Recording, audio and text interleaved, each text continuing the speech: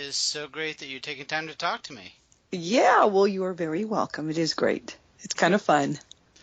Have you been doing a lot of podcasting? I have been lately. I got to tell you, that and conventions. When I started, I got to tell you something. When I was going over, I'm like, man, what have I been doing with my tweeting? I haven't been doing anything. I need to really kick it into gear. And that's when I started doing that, adding people, that's when that started working a lot. And I just was like, Facebook really isn't like the thing. It's Instagram, it's Twitter, and I'm like, I need to get this going. So it is amazing how the social medias that are like those little quick bursts of like information, like the Snapchats and the Twitter right. and all. I mean, they're wildfire. It's awesome. I know it is awesome. I think it's pretty cool.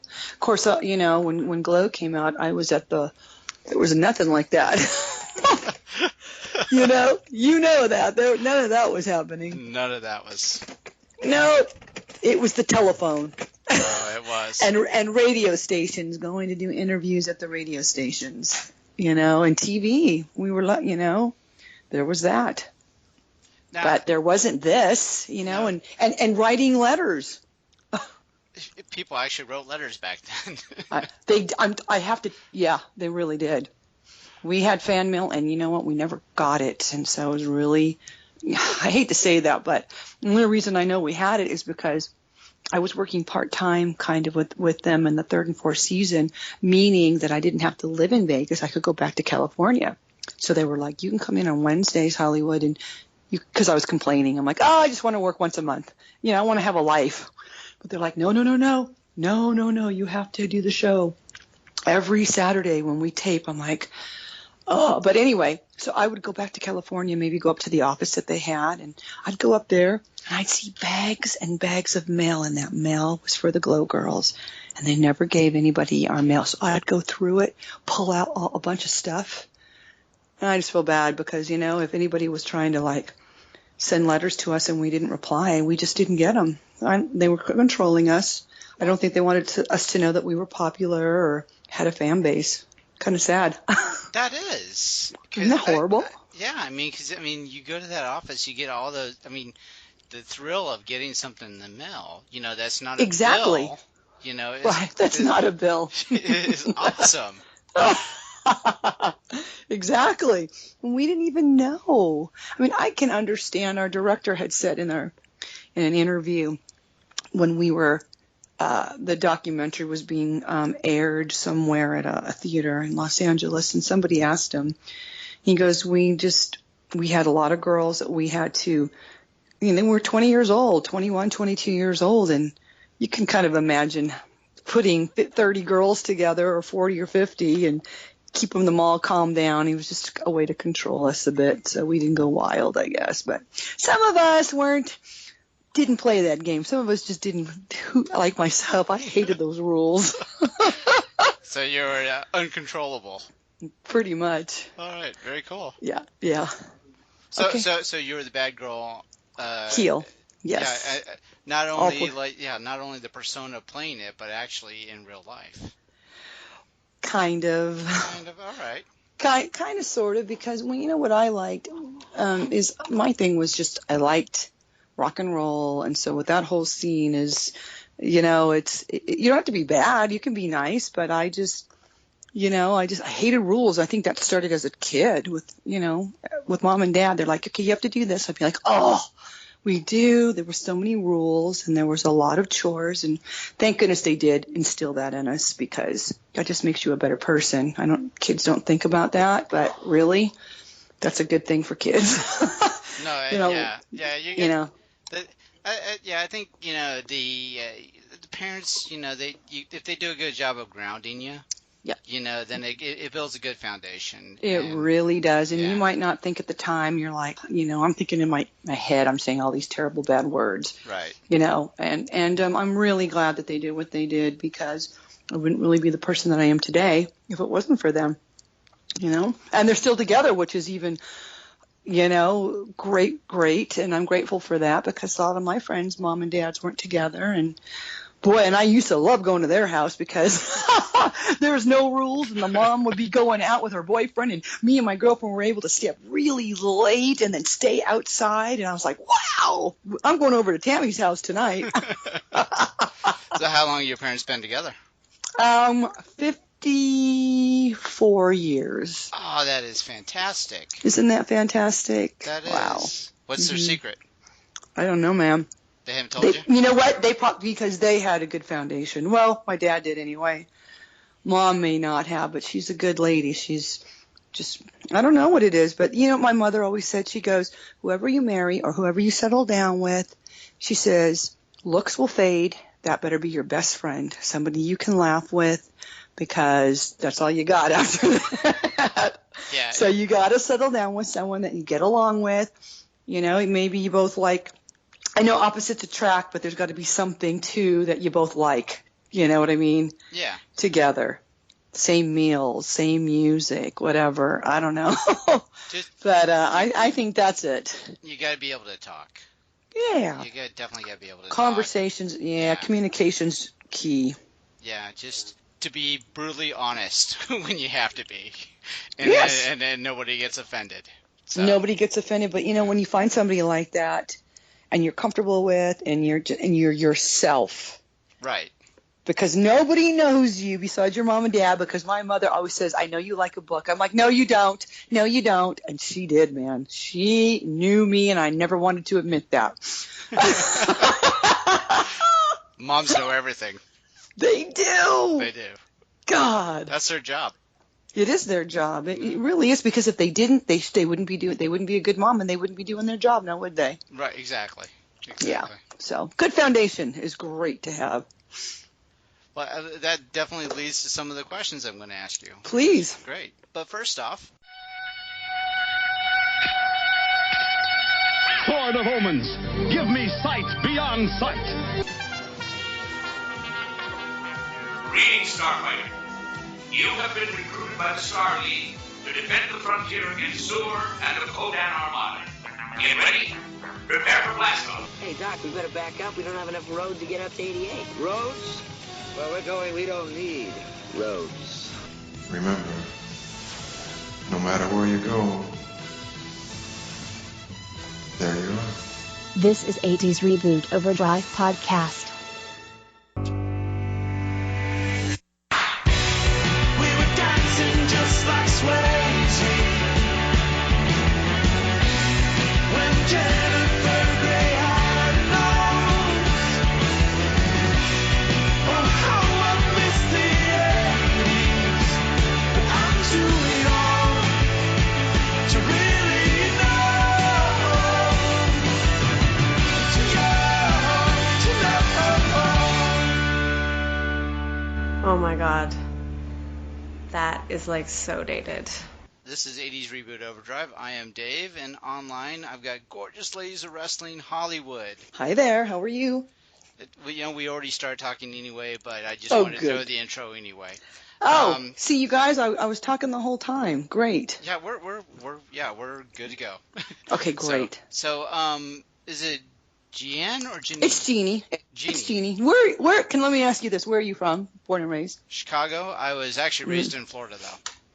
Aha. Usually, I went bowling one time, and we were in Texas, and my name was up there. You know how your name was up there, and this guy goes, "Is your name Jeanne?" I go, "No."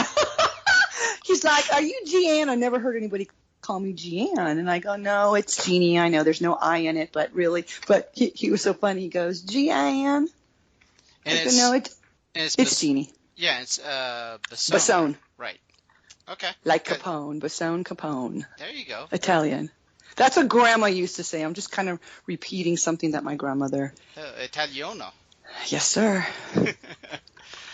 So. Don't ask me to say it. Don't ask me to speak it because I don't know it. Ah, there goes my first question. Just kidding. Next. Yeah. So, little girl, what did you want to be when you grew up? Oh, I wanted to act. I kept saying to Mom and Dad, I want to be in commercials. And my mom would just continue to keep cooking or doing the dishes. You know, Mom and Dad are, even though I grew up in California, my upbringing, like yours, is Midwest. Dad was born in Ohio, and my mom in Texas. And they met in Arizona. My dad was in the service. And then they got married, and they moved to California because my dad had an aunt who lived there. He loved the weather. So I was born in California, the entertainment capital of the world, really. But I knew that I wanted to do some kind of acting.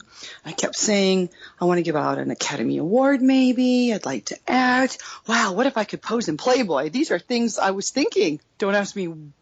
And my parents. You were thinking you wanted to pose in Playboy. I did. That would probably be after. That wouldn't be as a child, obviously. Okay.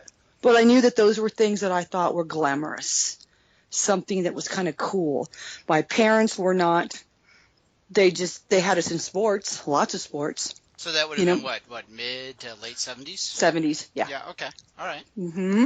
So that's definitely when a lot of that personification of that starts.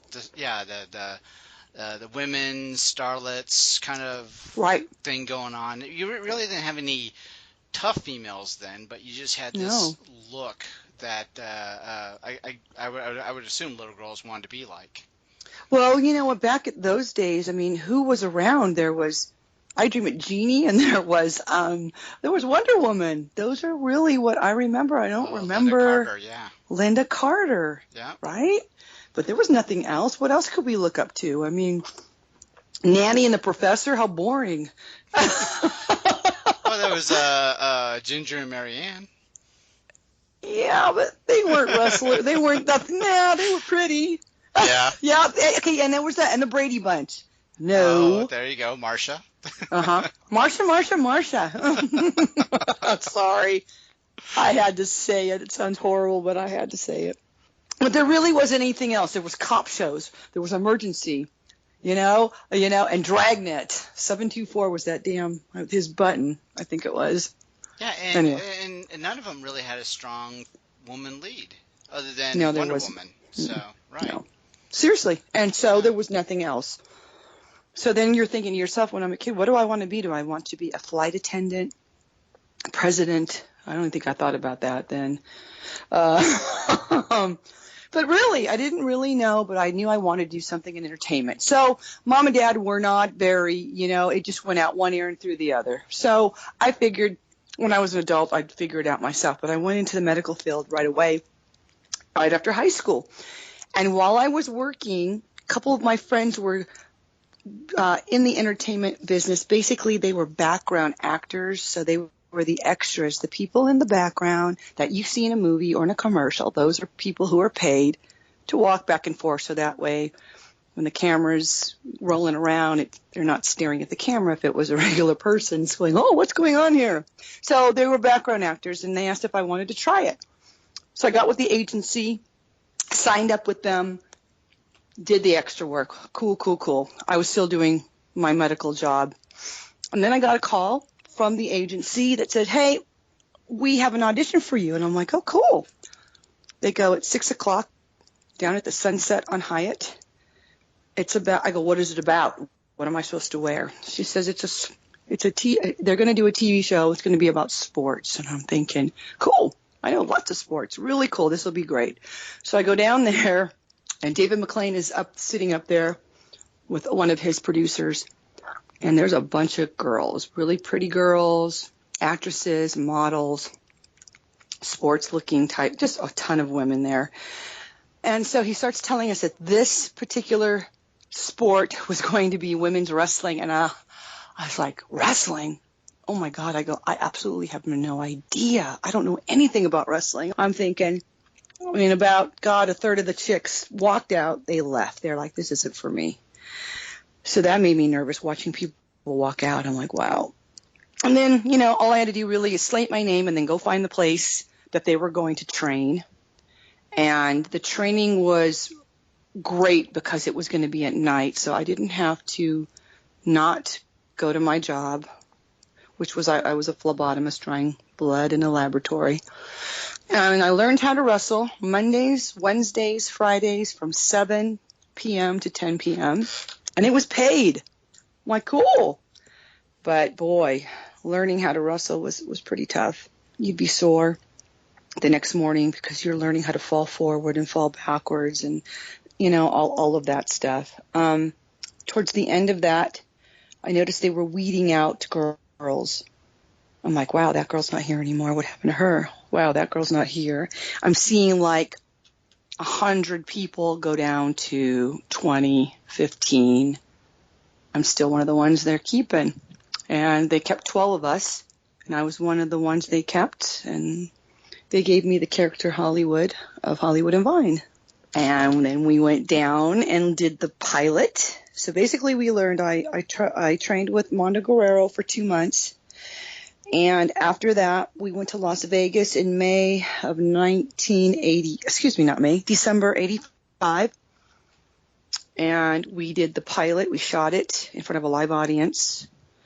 And then they said to me, we're going to take it to NATB, which is National Association of TV Programs, I think, Entertainment, where they sell the shows. And they took 4 of us. They said, do you want to come to New Orleans and help us sell the show? I'm like, yes. So I took off. Matilda the Hun, Tammy Jones, Americana, and myself are the 4 wrestlers that go and help sell the show with the producers.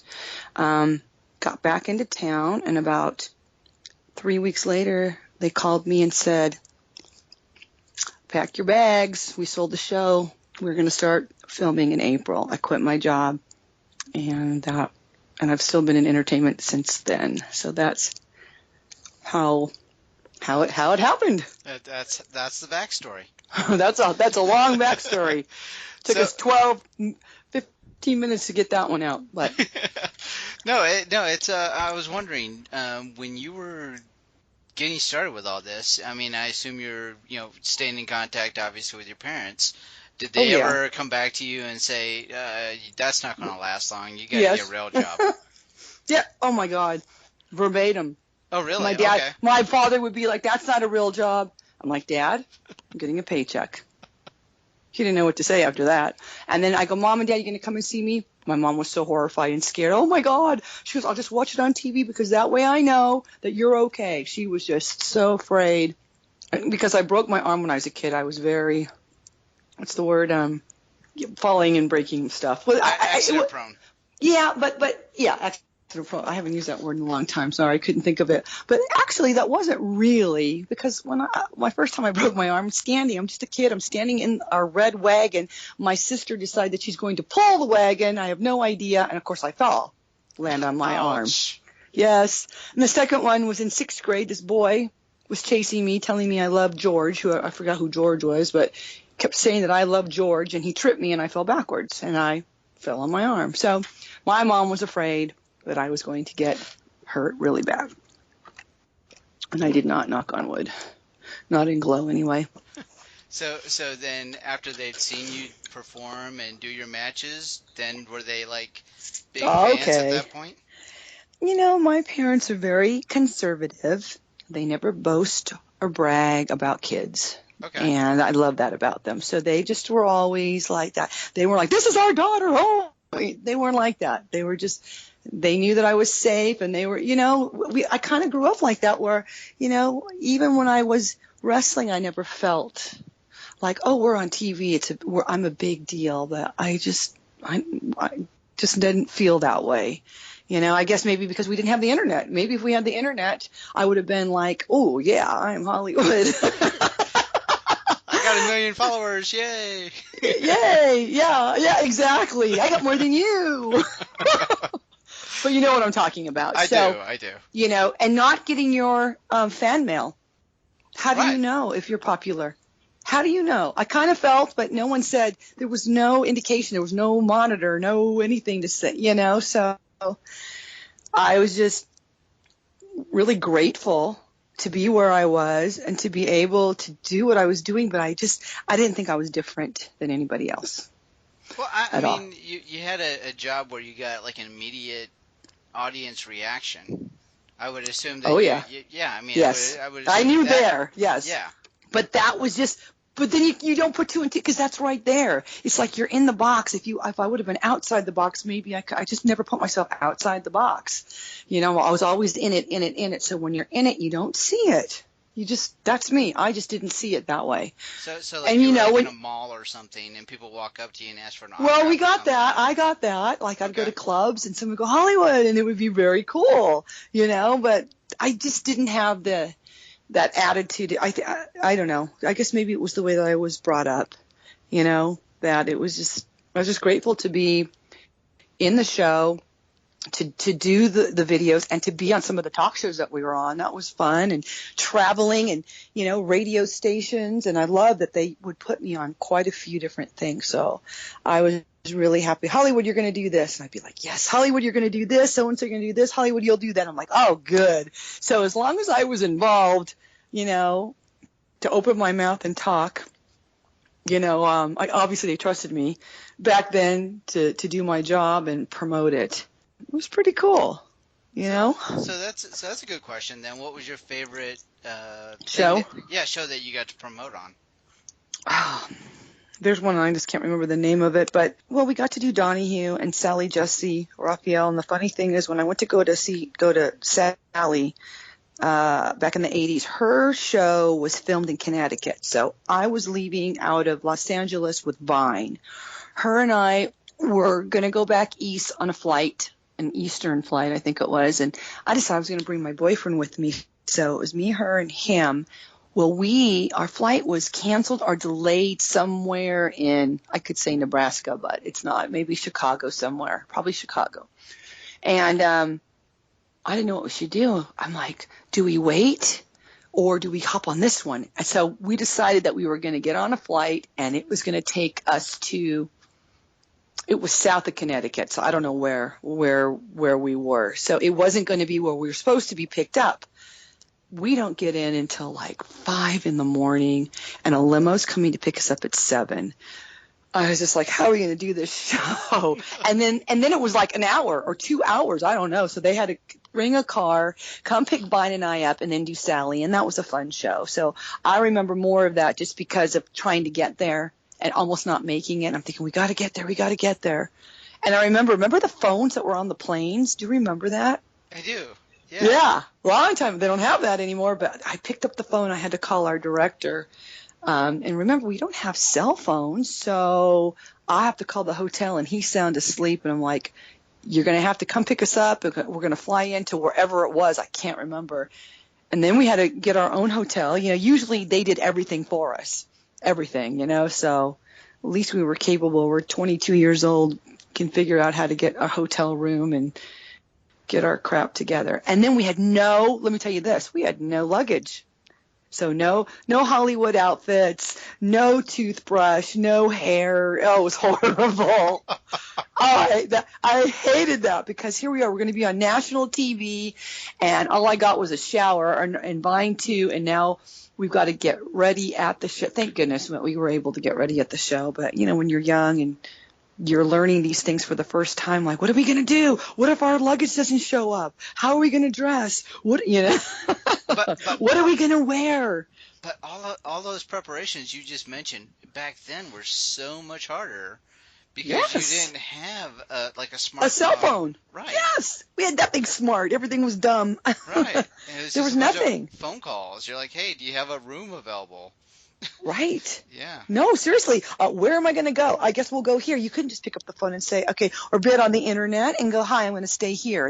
I can go to Hotwire and go, oh yeah, these are all the hotels in the area. Boom. Yeah, that wasn't available to you back then. No, it was, it was payphones. Wow. Calling cards. Yes. Remember a calling card? Oh, I do. Yes. Bringing back some great memories. I know, the calling card. Pagers. Pagers. I had a pager. I remember, oh my God, a pager. You would get paged, and then you would go to the phone and, yes, I'm available for this audition. Yes. I remember that. Yes, I'm available. What time tomorrow? Yes, 6:30 a.m. I'll be there. Yeah. Very funny. And somebody trying to get a hold of you. All they're doing is sending you a page and hoping that you got it. Right, hoping that you got it. Yeah. And then you have to go stop out of your car, find a phone booth, and put some money in or something. I can't remember. Or go home and call. Right, if you had change with you. Isn't that crazy?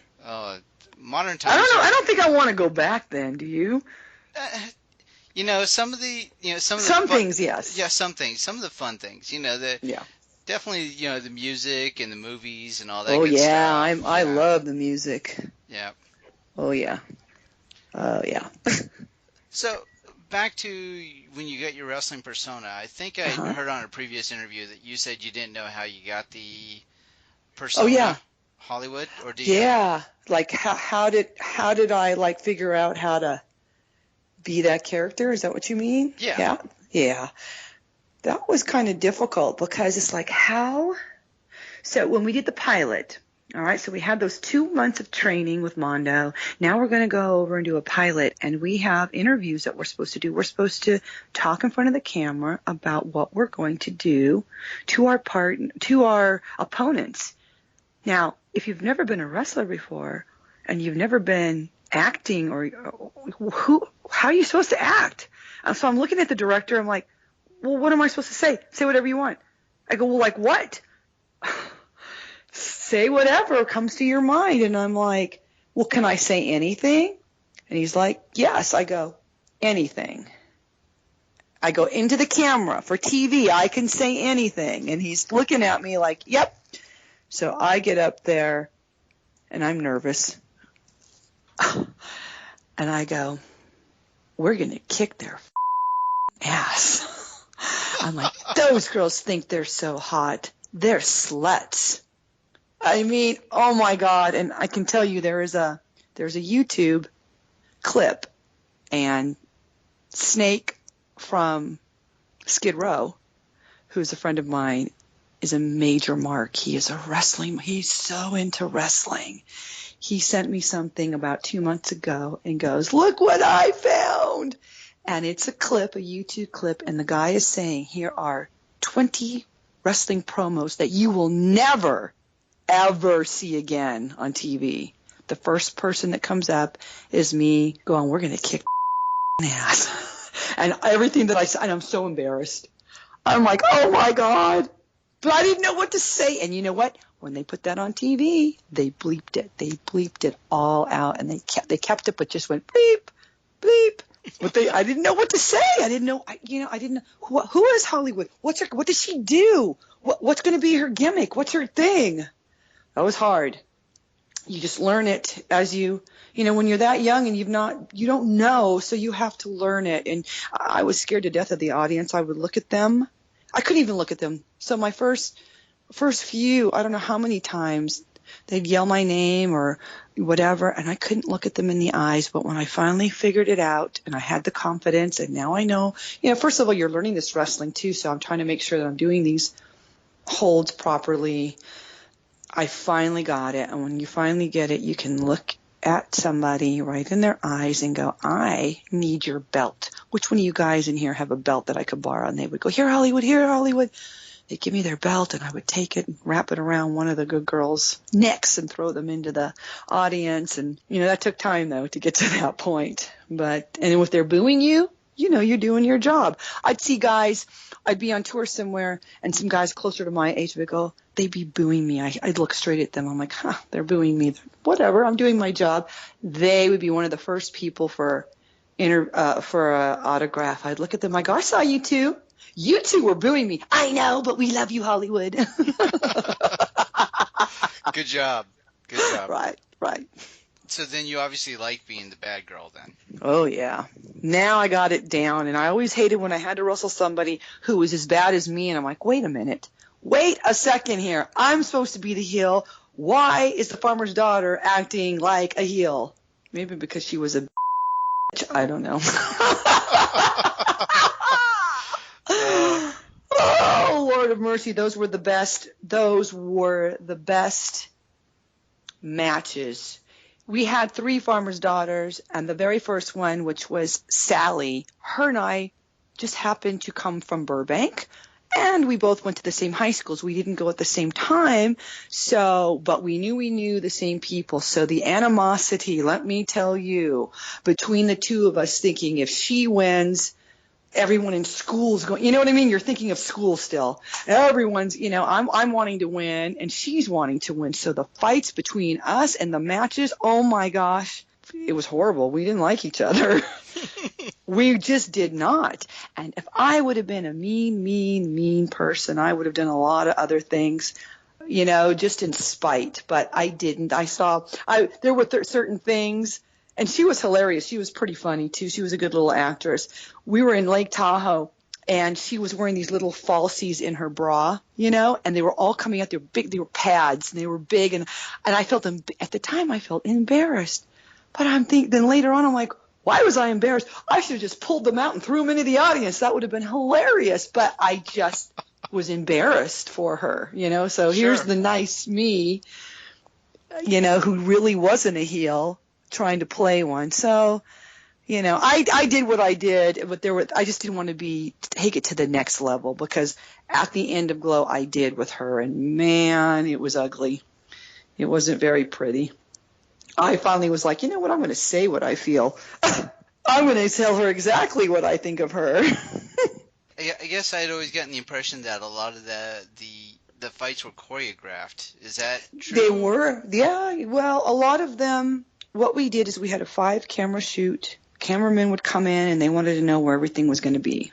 Where's this part going to be? When is Hollywood going to spray paint over here? When does she get thrown into the pillar? Are they going to be outside? So cameraman needed to know everything. So we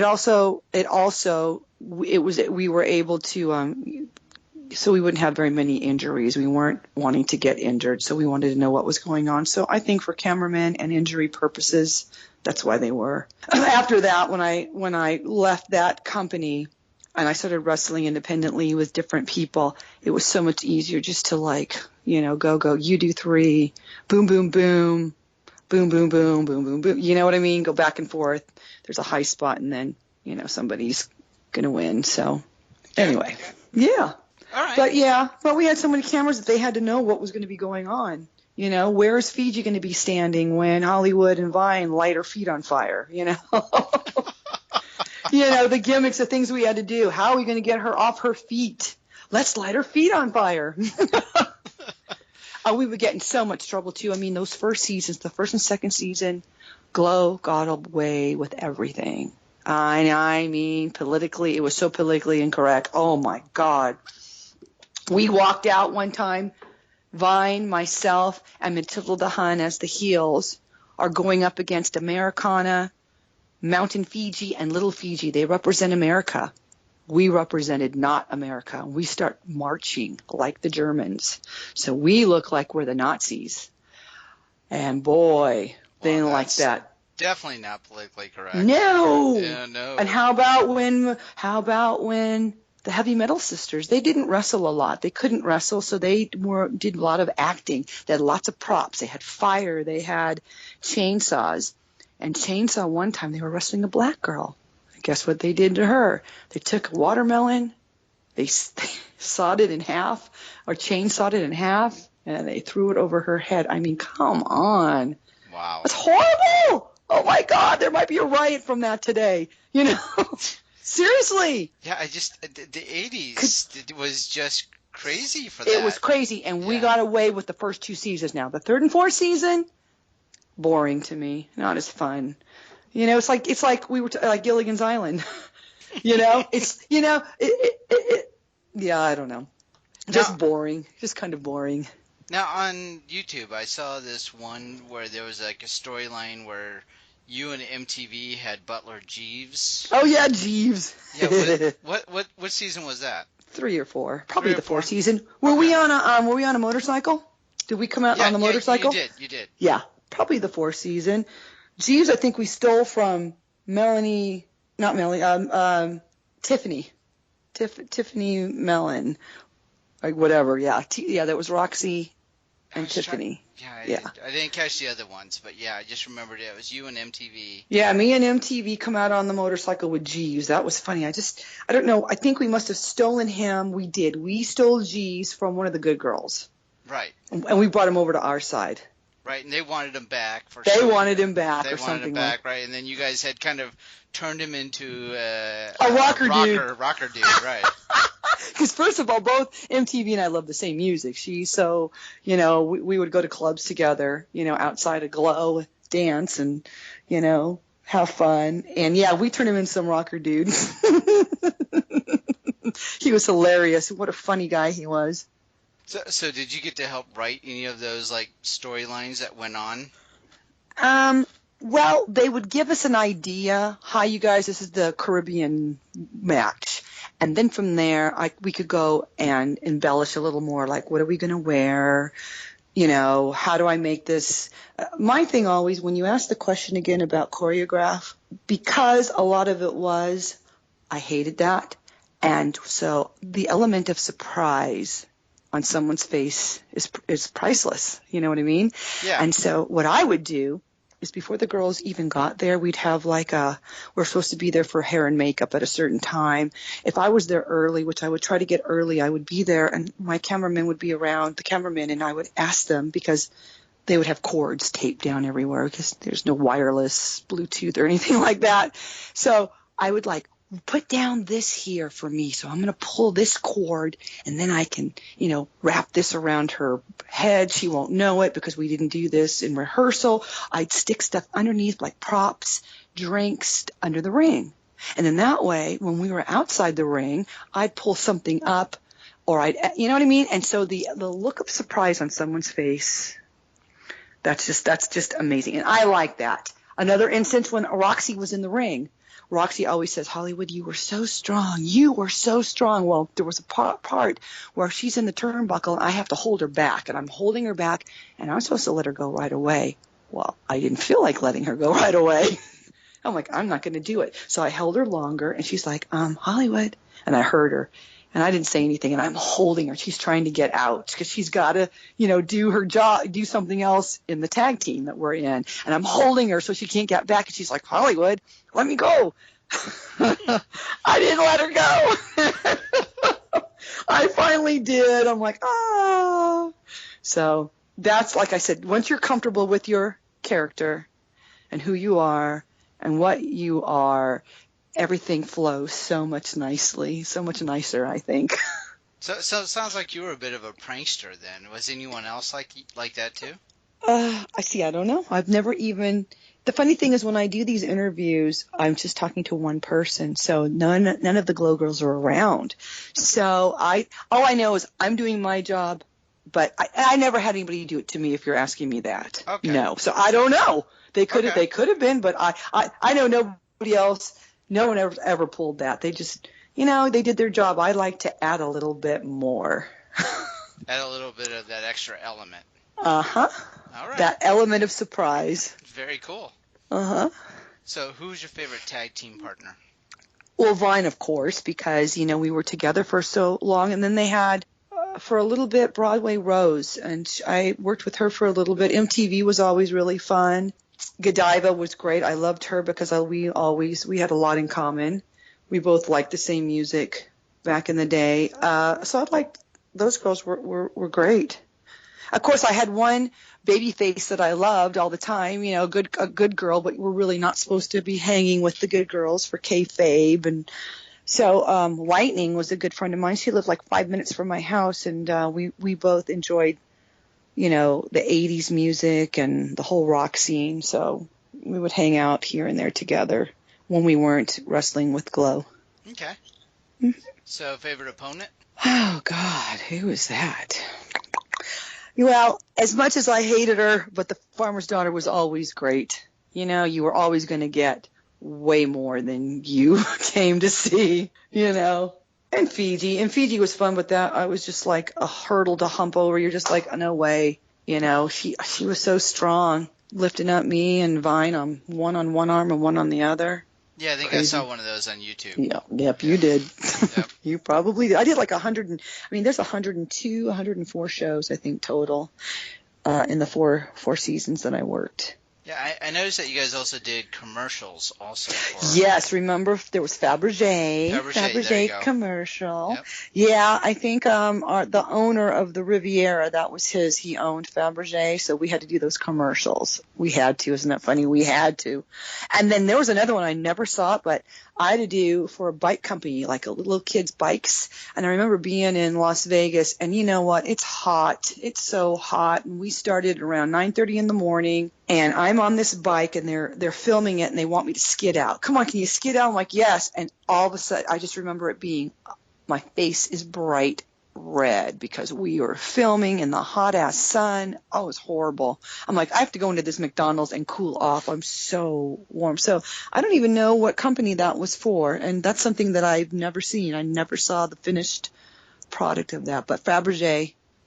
Yeah, I saw one where you were in a the grocery store. With the farmer's daughter. With Babe, the farmer's daughter. Yep. Yes. This Yeah. stuff's too good to hit you with, I say. You remembered it. That's awesome. Yes. This stuff's too good to hit you with. I can see it. Oh my goodness. And she's like, Hollywood, stop it, Hollywood, because I keep throwing I paper, think it was toilet towel, paper toilet at her. paper. Right. I think it's toilet paper I'm throwing at her from the grocery store. And I really was throwing them at her, I think. Gosh. All right. So favorite hold or move? Move. My finishing that I love was the bulldog. The British bulldog guys used to do that. So it's a bulldog. And if anyone doesn't know what that is, you've got somebody in a headlock. You run across the ring, jump up, you land on your butt, and their head, which is in your arms, hits the ground hard. Ouch. Ouch. I didn't like when people did that to me. But you like doing it. But I like doing it to them. Mostly because I trusted myself, and I don't usually trust other people. You really need, if you get up really high, that's awesome. If somebody doesn't know how to jump high, you're going into that ground pretty fast, so you got to protect yourself. Workout sessions back then, getting ready for matches, was it really intense? Yeah, pretty much. You mean like working out or getting the matches? Well, I guess getting... They wanted us to work out too, but getting ready for a match, pretty much we were in good shape because, we were working. In the beginning, it was almost Monday, Tuesday, Wednesday, Thursday, Friday, Saturday. And then the third and fourth season for me, I just would walk in on Wednesday. I wouldn't do anything but mess around on Wednesday. And I better get my crap together because we've got a rehearsal on Friday with cameras. And so I'd get my shit together on Thursday, Friday, perfect it, and then shoot it on Saturday. But you know what? When you're young, there's no really excuse to not be in shape, especially when we're doing more than one match on a Saturday. On Saturday, we had a live audience, so, I might have 3 and 4 matches to do. That's a lot of matches to remember and a long day. It makes for a really long day. Sounds like it. And then we had, on top of that, in between all of that, so like, Wednesdays or Thursdays or Tuesdays, we have promos. If we're going to go tour somewhere, we all had to go, hey, Clemson University, I'm Hollywood, and come see us at the whatever, Civic Center, da-da-da-da. We had all those to do. And then I had to do the PSA commercials. So I would have to stay after the matches were done on Saturday and do my PSA commercials. So there was and we had the sketches, all the sketches that we did. So all of that stuff had to be done. So we were busy. There was no time for effing around, let me tell you. And on Friday, you better be in by 12 o'clock because they did not want anybody out drinking, having fun before a match the next day. So there was curfew on Friday. You've obviously stayed in shape throughout the years. I've tried, yeah. Yeah, so, how is that different from, your preparation back then in the 80s to, now? Being physically fit to being, now? Well, now I just do whatever I feel like it and do it when I want to. You're on your own terms now. All right, these are my terms. If I want to do it in the morning, I will, but I probably won't. So I'm going to stay in bed till 8, and then I'm going to get up, drink coffee, and I don't, it's, and I try to eat better. As you get older, things change. People usually gain more weight, Right. They usually do. I think I looked like Gumby of Gumby and Pokey, really, really thin. But you know what? We worked out so hard that honestly, I could eat whatever I wanted. I burned it so fast. So I was probably about 110. I'm 124. I was 115. I was 115. I'm 124 right now. So I've gained about, 10 pounds, but in the places that it should be, Right. But I was really sure. thin. If you look at me, I mean, I don't have any fat on me at all. Nothing. And I don't feel that's very attractive, So what is eating right? What does that look like? Just eating better choices. Like tonight I had chicken, and I try to eat just healthier. And of course I love my sushi, and that's good. And I love this new stuff, this ramen. I don't know if you guys, this place it's called Otaku Ramen. Oh my gosh, it is so good. I think those are new. There's some new places, and I love it. It's like a soup, and it's broth, and it's some noodles, and it's a hard-boiled egg, and oh God, it's delicious. It's called tonkatsu. Tonkatsu. Have you had that? I have not. Oh, see if you have any in your area. I don't know where you're out of, but try some of the new ramen places. They've been popping up. They're really good. I will definitely have to try that. But I like sushi too, so Me I'm too. with you. Yeah, Good yeah, stuff. yeah. So I just try to eat better. Drink more water if I can. I don't do sodas. I don't smoke. I don't drink as much as I used to when I was younger. Yeah, because I could handle it. Now I don't. I'm like, oh my God, my head. It's going to take me 24 hours. Then the whole day's ruined. The whole day is ruined if I have a hangover. I'm like, I can't do anything. It's horrible. So Less drinking. So yeah, young Hollywood. What was the drink of choice? Same as today. I like whiskey. Whiskey. All right. Okay. Yeah. I'm a Scotch guy. There you go. Yeah. So was my dad. There you go. Yeah. All My mom margaritas when we were kids. I remember when we were kids, Mom and Dad, we would go out. Dad would go Scotch on the rocks. Mom would go margarita, and us little kids would be me and my sisters. We'll have the Shirley Temples. Shirley Temples. I remember those. Roy Rogers for you guys. Yes. Exactly. That's exactly what I called them. Yep. Yep, that's what they were called. Was that Bringing back some memories, huh? Yeah, Coke with cherry juice or something, or. Oh yeah. That's what it was. Or 7-Up with cherry juice. Yep. See, for me it was 7-Up with little cherry juice in it. All right. And we thought we were drinking when we were kids. We're like, we have a cocktail. Right, and then the waitress, if she was cool, she'd put like the little fruit in it for you. Yep. Yes, she would. Yeah. Absolutely. Yeah. There we go. Yeah. Throughout the years, I've got to assume that you've had probably various girls or women now that have walked up to you and said that you were a role model. What does that feel like? Oh, that's incredible. If somebody says that, and I get a big smile on my face. I go, thank you so much. Like I said, I was, I don't know if I was at NWA Charlotte over the weekend for the Legends Fan Fest, and there were young girls there, all Hollywood, and they were just so nice to me. I always think too that G.L.O.W really was ahead of its time. It was one of the first all women's wrestling that I think that at least was on TV.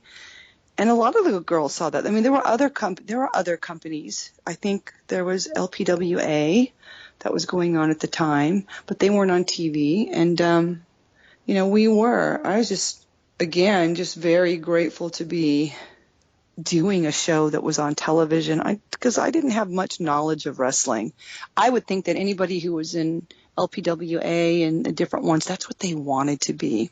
Like the ladies in the 50s, maybe they wanted to be a women wrestler. Maybe they dated somebody. I think a lot of them dated wrestlers, and then they became a wrestler, Right. I have a book. The woman's name is Penny Banner. It's a great book, and she talks about her wrestling in the 50s and 60s. Wow. It's crazy. They would drive far, far, far away to all the different territories, It was just unbelievable. I would have liked to have been a fly on the wall in that locker room when you only had 2 girls in the locker room, Yeah, you're making me think of the movie A League of Their Own. Yeah, there you go. Mm-hmm. Yeah. Yeah, that would have been cool. She told me, not she didn't, but in the book, Penny Banner talks about Elvis Presley. She says Elvis Presley was into watching women's wrestling. She said he would come over to her gigs. He may not get out of the car and she might go back and hang out with him. But I thought, wow, that's so interesting. I didn't know that. Yeah. I did not know that about the king. Awesome. Me either. It's in the book. I mean, I'm just telling you what I read in her book. Awesome. Mm-hmm. So do you think that we've gotten past kind of the stigma of genders have specific job roles that they're stuck to? Yeah, I think we're over that. Don't you think? It feels like we are. Yeah, I think, look we've got a woman that wants to be president of the United States. I mean, regardless if people like her or not, but there's like a step for human mankind. It's just, wow. You can be whatever you want, be whoever you want. You just got to work at it. And if you work hard enough, you'll get it. That's what I always think. If you don't, you won't. But if there's something that you really want, there's no reason why you can't get it. I think they promoted somebody today, and I can't remember. I was watching the news, and there was a woman on TV today. She was older, and I forgive me because I can't remember, but again, that just tells you, do it. If you don't, you're not going to know until you try. And most likely, when you give it your 110%, you're going to get it. You will. Look at the Olympics right now. I watched a girl, I think the last name is Ledecky, Katie Ledecky. She broke her own record by 2 seconds in this. I don't know if it was the 400 meters or whatever, but I started watching a little bit of it last night. And then Team USA, look at our gymnastic girls. Look at them. Oh, my gosh. I watched them on the balance beam. I'm just amazed. My palms of my hands are sweating watching them. Isn't that just, I get so into it, to any of the athletics. Look at those girls, and I love seeing all colors, black and white, and it's pretty cool. I love it. I just think we can do it. Yeah, I'm with you. There was actually, I wish I remember what the race was, but I mean, it was a swim race that was going on forever. And they were women, and they were crushing it. And the woman that was in the lead, I forget what country she was representing, but she was way ahead of the world record. Whole time. Isn't that? But it's and so you watch great. that, and you're like, "Oh my God, this is amazing!" Yeah, isn't it? It is. Yeah. But I was watching the U.S. girls yesterday in the gymnastics, and I was just like, unbelievable. And I'm thinking about this little girl. Most of them will say, "Hey, we watched it. My mom watched this as a kid," and I said, "I'm going to be in the Olympics," and now they are in the Olympics. Oh, see what I'm saying? You say you're going to do it, and there you are. Wow. Empowering. It's really empowering. Very cool. Mm-hmm. So I wanted to ask you, I heard in a past interview that you gave that you are a self-confessed computer nerd. I am a nerd. I love it. So, you know why? Because it just comes easy to me. You know how, like, some people can be an artist? I'm not an artist. I cannot draw for the life of me.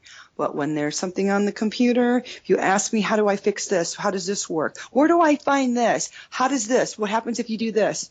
It just comes naturally. I'm like, well, you just do this. And if you just look, you'll find it. Or if you don't know any of it, just go and type it in. How do I do da-da-da-da? That's the easiest thing. People don't know that. If you just ask the computer a question, but whatever that is, for me, it comes normal. Lightning and I took some computer classes at LA Valley College, a few years ago, probably maybe 6 or 7 years ago, actually.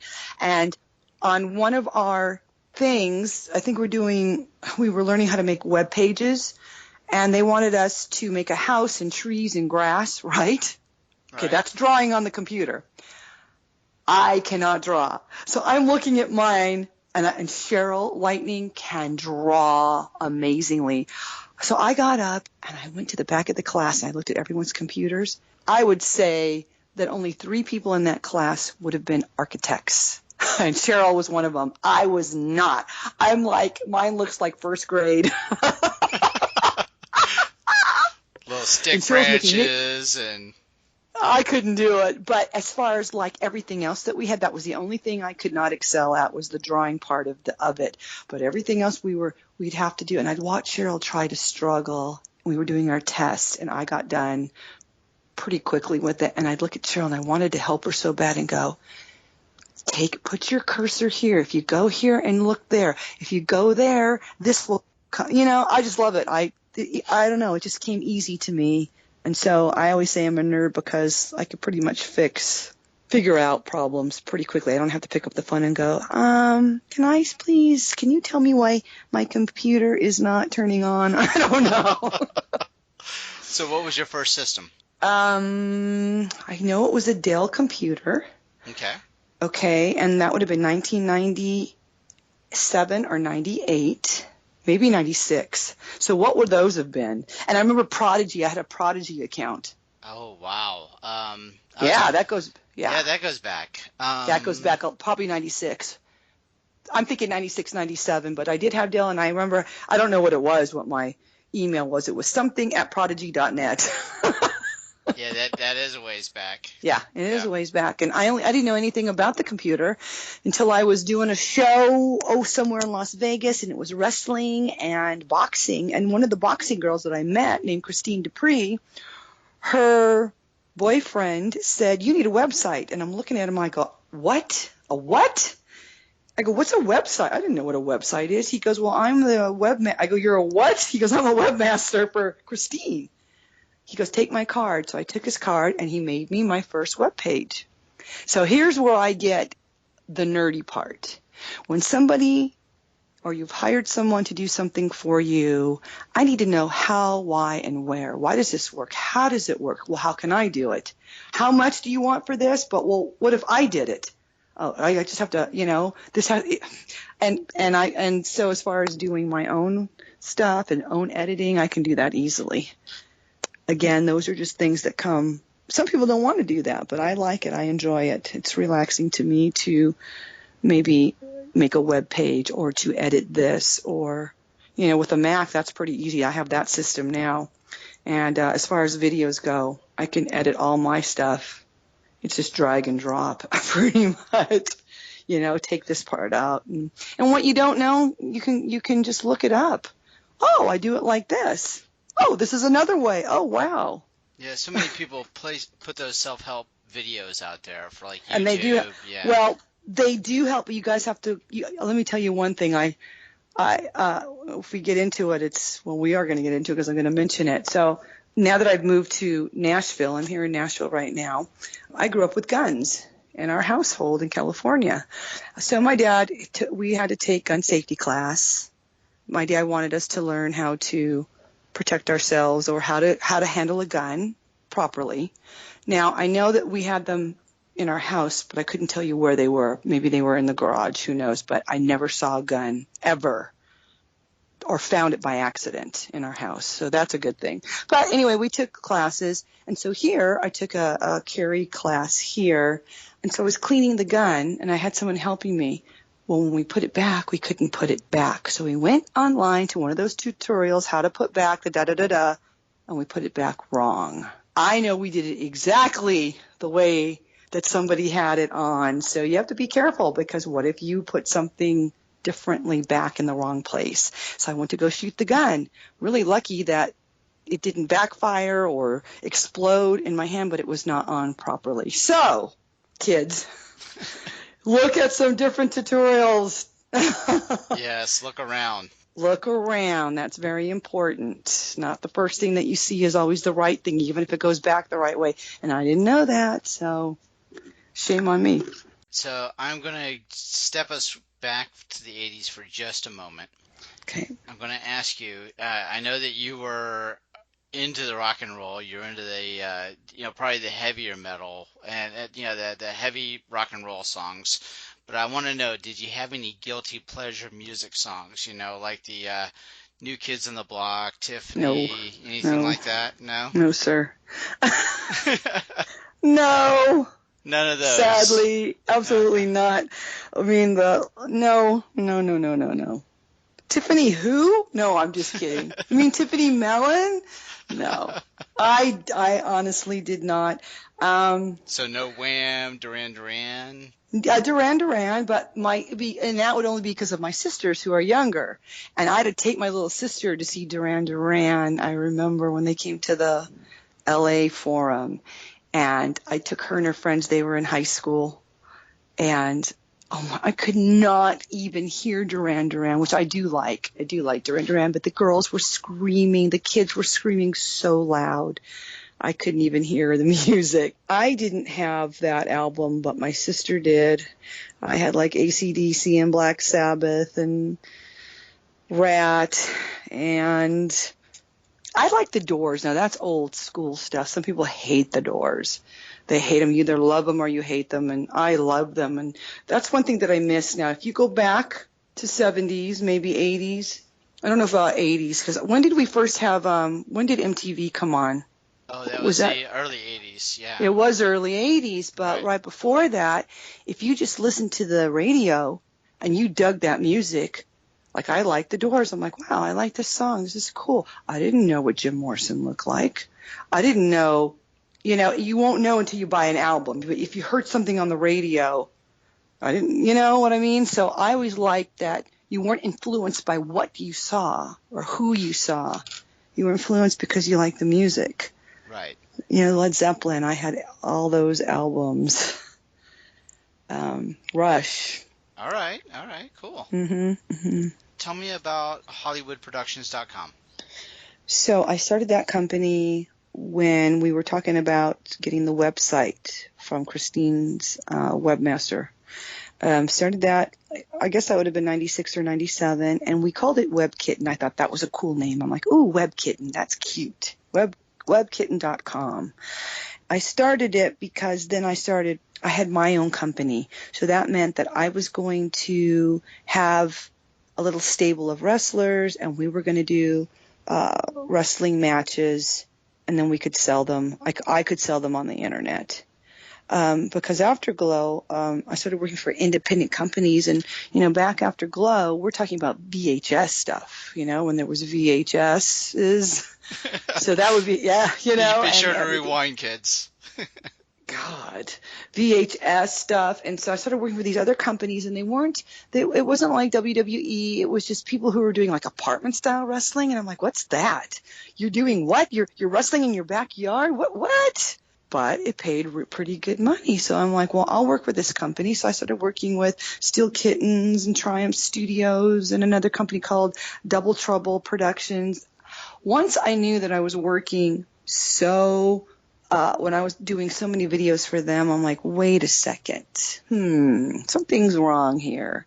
Why is it that they're making all the money off me? That's wrong. Okay, I'm still going to continue to work with them, but I want to start my own company. Why not? Well, if they can do it, I can do it. So there's that who, what, where, how, And so I started the webkitten.com, and later on I decided to call it HollywoodProductions.com, and I spell it WOULD, so Holly, WOULD Productions.com. I switched. I didn't want Web Kitten because if you put an S on the end of Web Kittens back then, you got some porn site, and you're like, my mom goes, is this your site? I go, no, that is not. I go, Mom, oh my God. I go, don't put an S on that. You told Grandma to do what? No, don't look there, Grandma. My God. And my grandmother had all the G.L.O.W magazines. I had no idea till she passed that she had a subscription to the first, I think there were like 6 magazines that had come out, and she had all of them.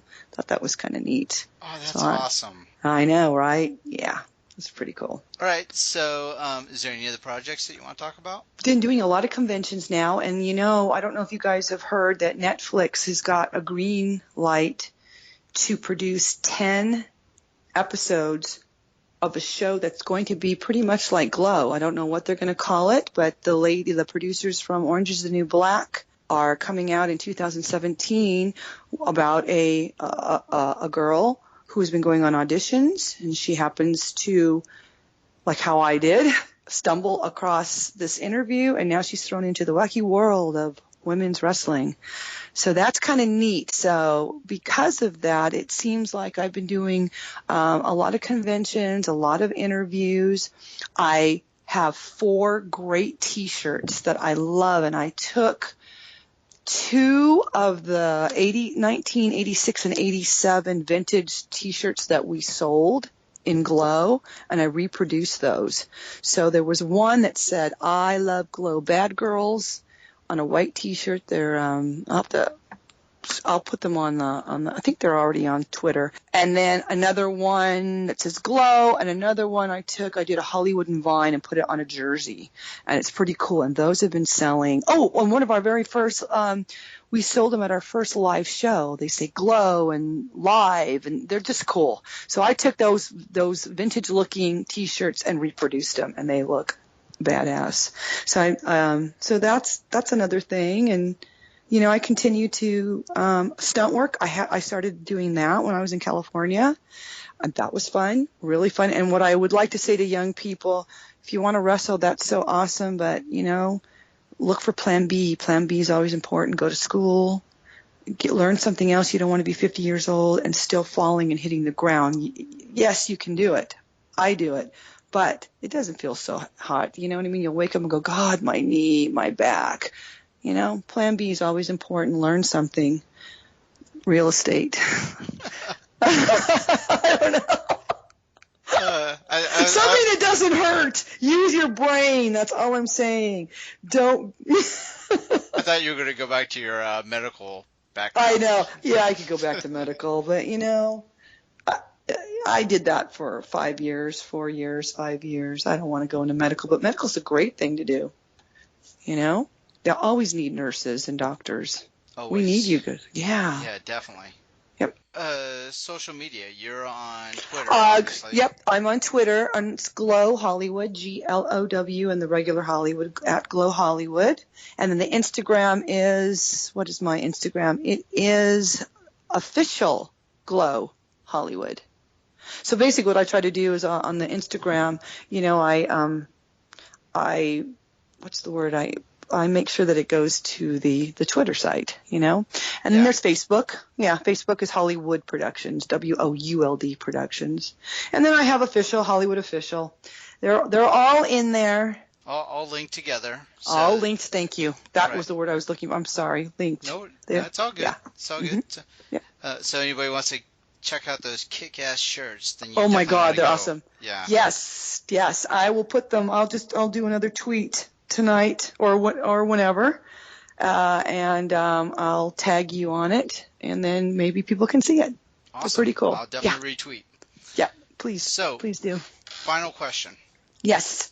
If I were to give you a DeLorean with a flux capacitor, what date and time would you go back to, and why? Ooh, okay. I have to do the calculator here, but I think that I would like to go back to the year when I was in my 30s. We'll just go to there, 30s. And that would be, God. So let's go back. What are we into? 216. So early, I don't know, maybe early, like 2000. I like 2000. But see, now that's a hard question though, because I could say, I'd like to go back to the Egyptian times because I love all of that. Right. So if I'm going to do that, then let's go back, let's go back to the 1800s. Yes. So we're going to go back to the 1800s when and don't ask me why, but I just love the Wild West. We have the wild wrestling, but I would like to be, I don't know, I like the Wild West. I like the outfits. I like what the saloon girls wore. Okay. Awesome. Yeah. All right. So you'd be Billy the Kid days. Gotcha. There you go. Oh, yeah. Awesome. All right. Well, it has been such a great pleasure talking with you. Thank you so much for having me on. I really appreciate it. This was fun. This was a lot of fun. I really appreciate your time. Absolutely. Thank you so much. All right. You have a great night. You too. Thanks a lot. Bye-bye. Yep, bye. We hope you've enjoyed this show. This podcast is part of the 80's Reboot Overdrive channel on Southgate Media Group. You can follow us on Facebook on the 80's Reboot group page. We're also on Twitter and Tumblr at 80's Reboot. We invite you to check out all the wonderful podcasts and blogs available at southgatemediagroup.com. And thank you for reliving the 80s.